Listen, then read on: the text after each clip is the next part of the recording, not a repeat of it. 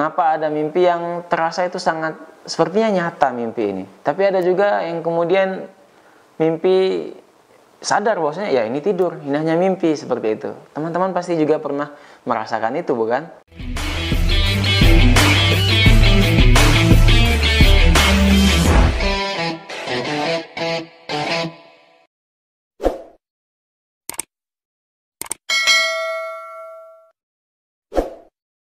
Halo, assalamualaikum teman-teman, dimanapun kalian berada, semoga senantiasa sehat.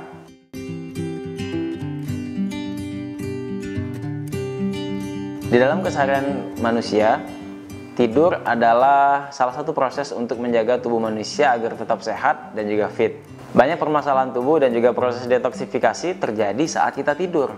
Untuk itu, tidur merupakan proses mekanisme biologis yang sangat penting yang terjadi pada seorang manusia.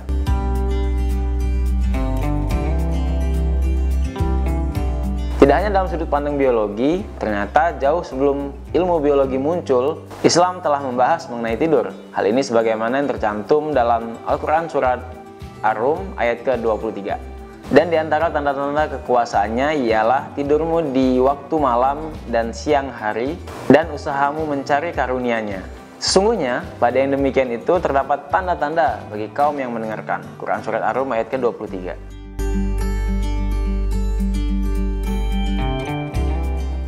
Tujuan dari konten 30 menit sebelum tidur ini adalah tentu untuk mengingatkan diri sendiri pada khususnya, dan teman-teman semua pada umumnya, tentang sunnah-sunnah Rasul yang mudah untuk dilakukan tapi sering kita lupakan ketika ingin tidur. Seperti misal tidur saat awal malam, atau tidak tidur sebelum isya, mengambil wudhu sebelum tidur, atau mengebuti tempat tidur, atau bahasa lainnya adalah membersihkan tempat tidur, dan terakhir mungkin berbaring ke sebelah kanan dan berdoa. Nah, itu sunnah-sunnah yang sangat mudah untuk dilakukan ini sering kali kita lupakan. Ya, dan banyak hal yang mungkin belum saya tahu, teman-teman tahu, bisa di-share di kolom komentar terkait sunnah-sunnah Rasul tentang tidur itu sendiri.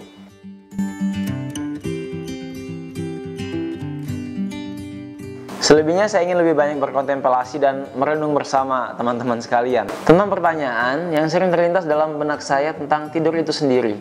Mengapa ada yang sulit dan ada yang mudah tidur? Mengapa ada mimpi yang terasa itu sangat sepertinya nyata mimpi ini, tapi ada juga yang kemudian mimpi sadar bahwasanya ya ini tidur, ini hanya mimpi, seperti itu. Teman-teman pasti juga pernah merasakan itu, bukan?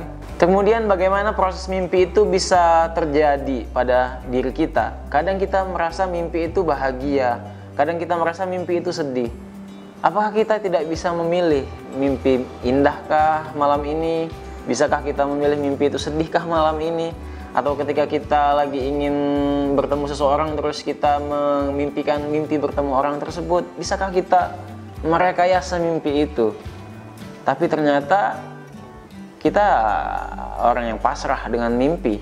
Apapun yang kita mimpikan, ya itulah mimpi yang kita impikan malam itu, seperti itu kan? Kita tidak bisa mengatur kita mau mimpi apa, mimpi indah atau mimpi buruk. Hal-hal seperti ini sering menjadi pertanyaan bagi saya 30 menit sebelum tidur.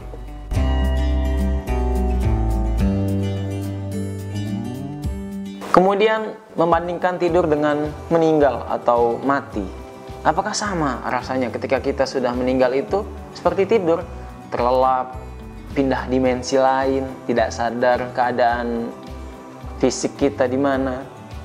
Ya mungkin bedanya kalau tidur sementara, kemudian kalau sudah meninggal ya untuk selama-lamanya merasakan dimensi itu. Apakah demikian atau seperti apa? Ini sering menjadi pertanyaan ketika 30 menit sebelum saya tidur. Atau mungkin juga teman-teman sekalian pernah mempertanyakan itu dan merenungkan itu sambil berkontemplasi dan bermuhasabah. Apakah betul-betul ketika kita meninggal nanti seperti ini juga rasanya? Tidur terlelap, terlepas dari rasa sakit ya, yang sudah pasti akan kita rasakan. Ketika selesai itu apakah seperti ini juga? Kita pindah dimensi dari kehidupan dunia ke kehidupan yang lain. Ya, pertanyaan-pertanyaan aneh seperti ini kadang muncul di benak saya ketika 30 menit sebelum tidur. Ya, mungkin di sebagian teman-teman yang menonton ini pernah juga merasakan itu. Bisa komentar di bawah pertanyaan seperti apa saja yang sering muncul dalam benak kalian 30 menit sebelum tidur itu.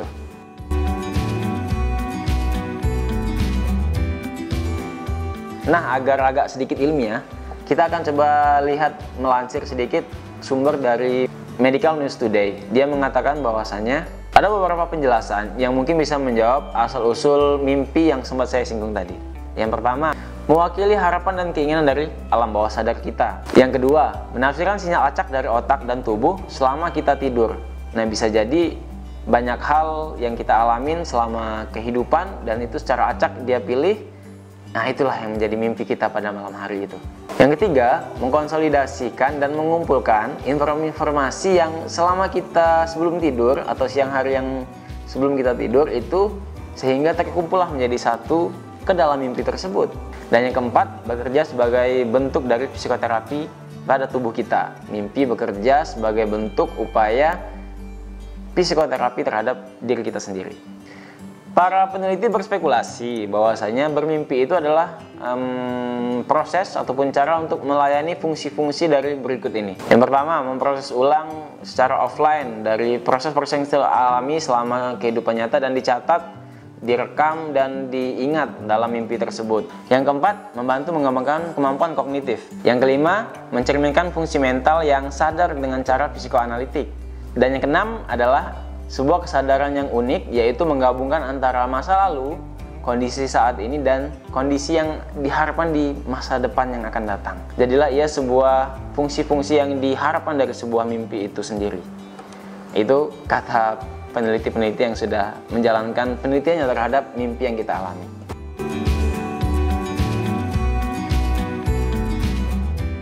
Baik teman-teman, kita lanjut kembali pada pertanyaan-pertanyaan yang sejujurnya bukan mencari sebuah jawaban.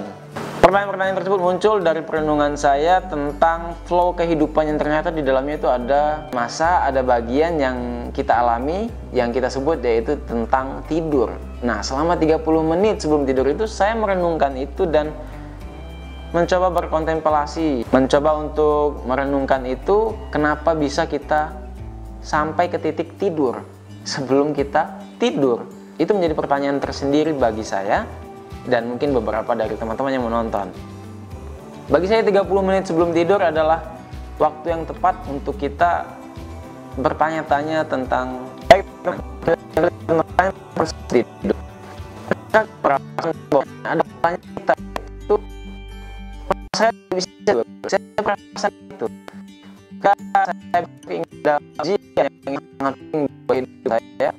Baik teman-teman saya dari malam sudah pasti sampai malam terkata saya masih masak dan tidak ada dengan saya terlalu mengaku masih wah kenapa ada tanya jika saya betul gitu dari buat organisasi itu dan satu benar saya terbang di sebuah kasur baru nilai bahan terpulang mengetuk gelap tidak ada dimensi. Nah, ini yang saya pertanyakan dalam 3 menit sebelum tidur terlepas dari sunnah harus kita lakukan yang itu kita skin untuk tidur karena pada dasarnya pertanyaan itu kecengan itu datang dari sakti yang itu dilakukan tidak ya dari artinya dan itu ingatkan saya di padahalnya misalnya aku langsung selalu melakukan itu semua saya kembali untuk memikirkan dan masa memikirkannya 3 menit sebelum tidur. Kenapa bisa tidur?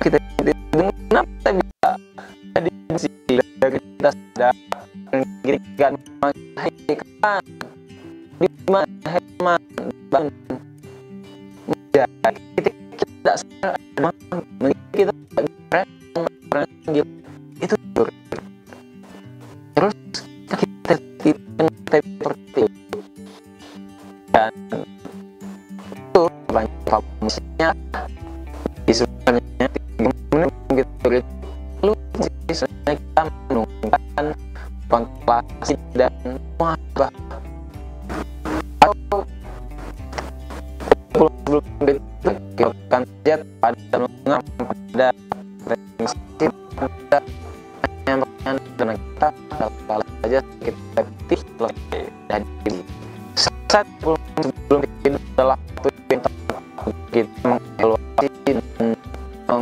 mereka kembali secara yang kita lakukan